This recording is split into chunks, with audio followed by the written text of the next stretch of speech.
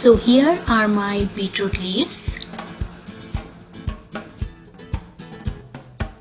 and I'm gonna cut out all the leaves, separate it from the beetroot, and wash them properly under water and chop them like this and keep them all aside.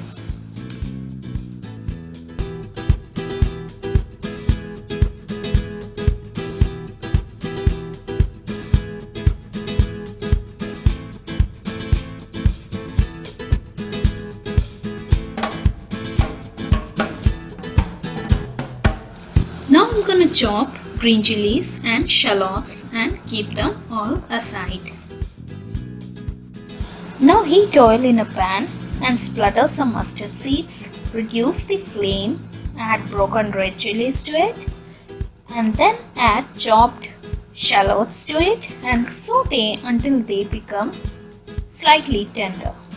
And then add chopped green chilies and curry leaves to it and saute for a minute. Now add chopped beetroot leaves to it and saute for a minute, and then bring it to the center from all the sides.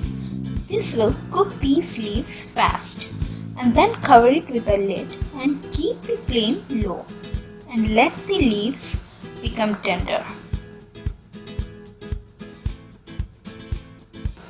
Meanwhile, I am going to grind little grated coconut, garlic and cumin seeds into a fine paste, and then add remaining coconut and grind it into a coarse paste and keep it aside. Now looks like my beetroot leaves are tender and cooked, so remove the lid and saute so that any moisture is dried out. Then add the ground coconut paste to it and saute well until well combined.